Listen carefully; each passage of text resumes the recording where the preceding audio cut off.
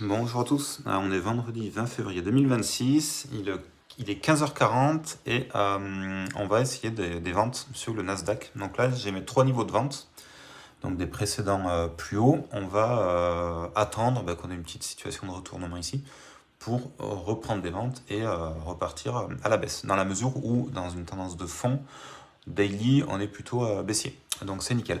Le vendredi également, j'achète des actions. Parce que je travaille en bougie weekly sur les actions. Donc là, c'est sur L'Oréal. Donc ça, c'est mes différentes actions. J'avais acheté à ce niveau-là, à ce niveau-là, à ce niveau ici. Et là, j'ai mis 4000 euros sur ce niveau-là, donc le niveau des 395.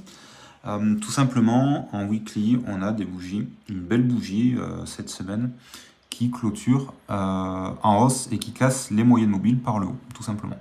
Donc c'est plutôt bien. En tendance de fond, on est quand même plutôt haussier. Hein. Donc voilà, on va attendre que le cours vienne facilement reprendre les précédents plus hauts sur les à peu près 450 euros l'action. Et voilà. Donc voilà, pour la petite histoire, les vendredis après-midi, j'achète des actions dans la mesure où c'est la clôture des bougies weekly. Et je me sers des bougies weekly dans la mesure où c'est de l'investissement long terme.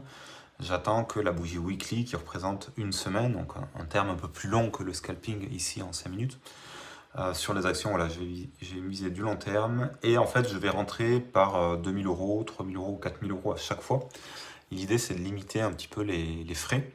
Parce que moi, je suis sur Bourse Direct, il y a quand même pas mal de frais à chaque fois. Là, par exemple, sur L'Oréal, 10 actions à 300, à peu près 400 euros, ça fait à peu près 4000 euros mis dans les actions. Ça me fait à peu près 20 euros pour entrer en position, il y aura 20 euros pour ressortir.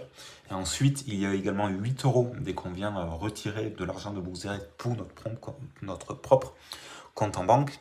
Donc ça fait assez cher, il y a pas mal de frais, donc c'est pour ça que les positions, il faut les tenir. Et voilà. On va voir ce que ça donne sur le Nasdaq. En tout cas, ça part à la hausse. C'est plutôt bien. À suivre.